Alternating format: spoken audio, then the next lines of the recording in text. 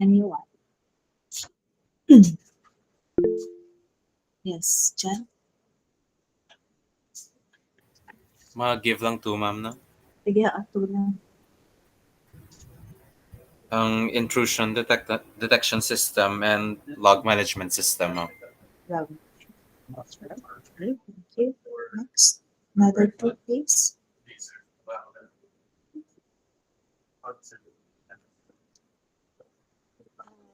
I'm asking about the monitoring tools and methods under the Unit 4, which is detection and recovery. Yes, sir, G. Honeypots, ma'am, and malware detection. Malware detection. Okay. Uh, with malware detection, we have three types, right? And what are they? We have three types of malware detection. SDJ. Signature detection, ma'am. Change detection, kag state detection. Okay, right. Okay. Next, can give me last three monitoring tools and methods. We have three. Okay, last two. Three gali.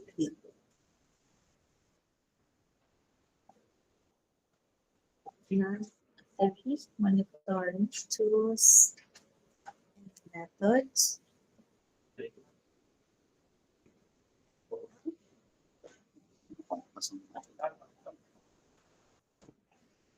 Anyone? Yes. Bakit bilang sila yung recite yung iba naman dito nakasuot na. Emil? Emil, do you have any idea? Anything in mind? What about Hannah?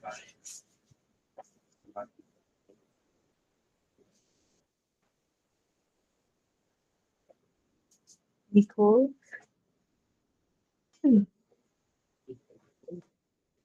I'll get back to those people who have not answered my questions later. Okay, Emil, Hannah, Paul, Reynald. Can you give me the last two monitoring tools?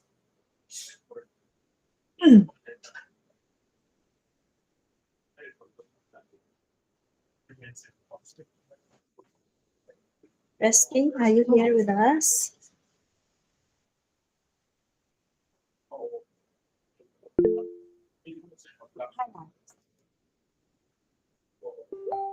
Ma'am, vulnerability scanners, ma'am, kag penetration test.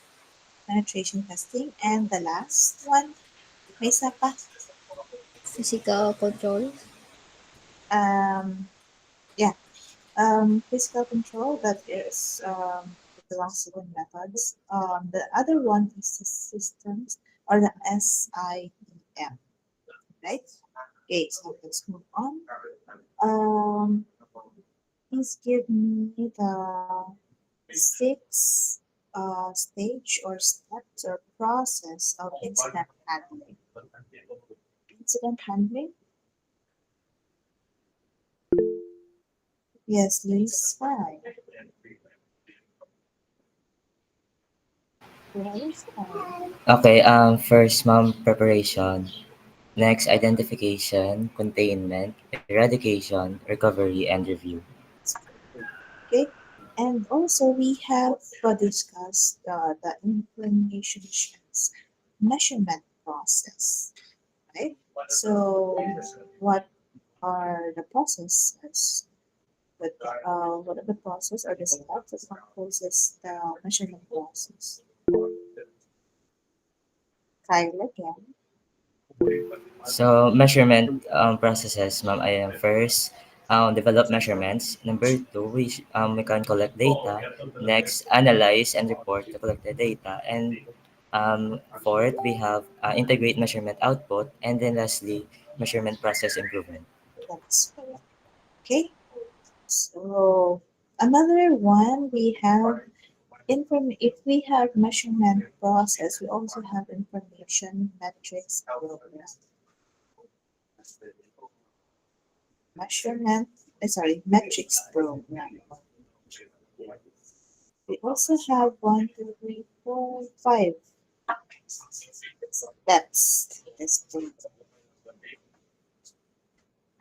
Anyone? Sergi? Lahat, ma'am. Oh, pretty much. First is data collection and preparation. Next is data collection and analysis. Next is corrective actions identification. Next is business case development. And lastly, correction actions applications. Okay, so yeah, thank you so much for those who have answered this afternoon. So I'll get back to those people who have not answered a while ago. Okay, so let's move on to the next topic or to the three subtopics this afternoon. Just give me a moment. Let me just pull up my slides here.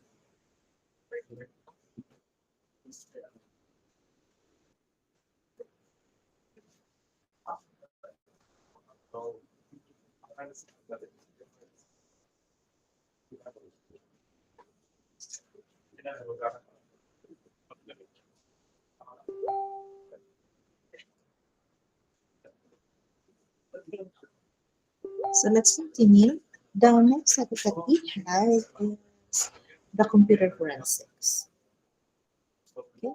So when we say forensics, now who among you here are watching the CIA or the cases in Netflix or regular TV shows? Computer forensics. When you say forensics, what do you mean by that?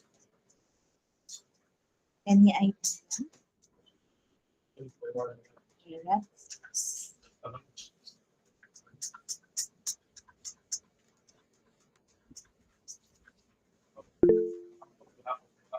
Yes, Kyle. Ang nabalaan ko lang ma'am nga forensics is regarding sa criminal nga sides ma'am ang mag-investigation wala ma'am. Forensics refers to the physical evidences nga gina-collect sa mga investigators in order to to prove ang natabo to find evidences. Yes, that is correct. No? Evidences that the forensics, actually, those are very effective in solving a case. Forensics. And even though cases na it doesn't involve computers, for example, killing or who knows, no? So, plain forensic term here means supported by the evidences. So, like sa mga kaso, you know? So, sometimes there are cases na wala ka nag-obra case, but then you were planted with evidences. So, mean to say, you are one of the ikaw sa mga accused, no? They were ginatudahan na conduct sa case na. So, yeah, in our case, in IT context, or this IT context, we learn about computer forensics. Okay, so yes, see. Now, it means that the scientific procedures and accepted set of processes of examining and analyzing allegations of misuse in computer-related incidents. Forensics analysis uses a range of scientific processes requiring systematic examination and collection of evidence. Now, based on the scientists or forensic scientists and local basic exchange principle that every contact leaves a trace. Do you believe in that? Every contact now leaves a trace. Meaning to say, if you have uh, use that computer, of course, no, ang imong mga fingerprints, no, nagabilin. and other mga logs mo, mga nag-login ka, what time. Okay, so you were seen in a CCTV footage na nagkatapos amo ng oras, no, out of office hours, kada iya. So, it means to say that there is actually an evidence. So, what are the steps, no, in computer forensics? Okay, so yes, kung may ARA case, we gather useful items and items of potential evidentiary interest. Second is preserve data integrity. So there are a chain of evidence. So, i-preserve kung may makita ka mga evidences, you have to preserve your data. Di ba laiban secure nila? So, next is to identify evidentiary or artifacts, physical and critical information. So, if you are assigned to that, there will be forensic technicians and forensic analysis or analyzer later on. We will have a separate um, discussion on digital forensics. Now, this is, may ara ko itong i-discuss sa inyo ang depth na pag-discuss. But this one here will just pass through sa aming um, topic, subtopic, because it's just part of the unit 4. So next is analyze the evidence. And then after analyzing that the evidence is correct, you have to present the evidence, okay, during the discussion or during the litigation. Alright. Next, cyber crimes involves unauthorized and unlawful cyber activities. So it involves digital forensics. It deals with observing patterns that may contain messages. Analog forensics. Ano na siya? Analog forensics. Ang physical traces, no, before. Okay? Computer forensics gather admissible evidence through a systematic and formal examination procedures for either external use by courts or internal use by the organization. And also multimedia forensics. So it focuses on manipulation of multimedia files to either change or embed information. So just take note that there are 4 types of forensics. Okay, next, rules of computer forensics. We have the knowledge level. So examiners should not attempt to perform an examination that is beyond their knowledge or skill level. So they should seek assistance from more experienced examiners. Next is the chain of custody. Meaning to say, examiners must follow chain of custody principles of evidence collection and handling to ensure it's admissibly in court, although specific rules may vary by jurisdiction. Next is evidence preservation. So examiners avoid degrading the integrity of evidence and perform examinations only on an image, a copy of the original, an image or a copy of the original. The image copy should be an exact reproduction of the original, or maybe we could that those documents should be authenticated, no, so that it will be acknowledged by the court. Okay, so hindi pwedeng xerox lang. Ay kung dira sa before mag-xerox photocopy, dira may mga alteration of your evidences. Okay, next is record everything. So examiners must record every steps taken during the examination. So tanan na ginaobra ni examiner should be documented.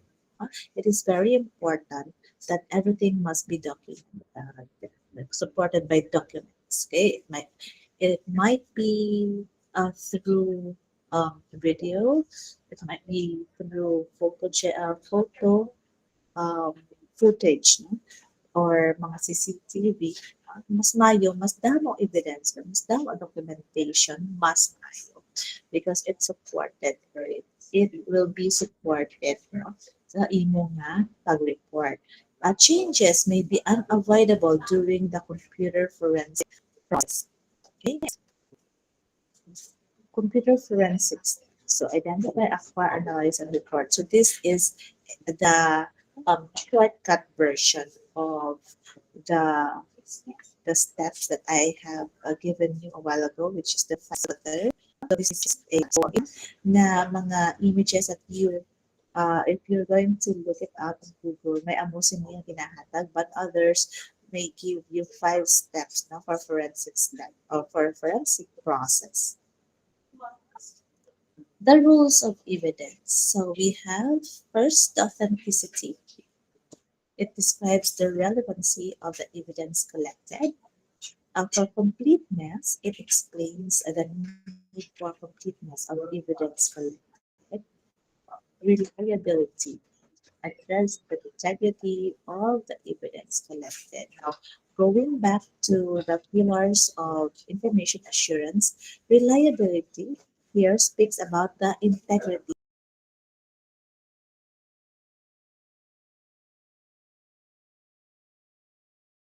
of the data collected. All right. So authenticity, of course, no, dapat authentic, dapat relevant ang iyong mga evidence. As a completeness, it explains the need for completeness of the evidence collected. So kung may ara, may ara ang initial findings, dapat may mga final findings kita nga i-support. Okay? Reliability speaks of integrity. Right? So for the team, no, computer forensic team. So this task here for computer forensics does not only compose of one person. Of course, no, ang may-ara na assign sa field, may-ara siya sa laboratory to inspect the evidences for authenticity. So they must work hand in hand for them to conclude a result of their investigation. So although computer forensic has existed for quite some time, there are still limited formal standards, so framework, certification, and expertise within the field. So dedicated computer forensic teams requires expensive ongoing training, so are often difficult to retain and fetch some of the highest salaries in the industries. So this is an underrated job, no, in the country because no, they help in solving the crimes, but then they are the least recognized.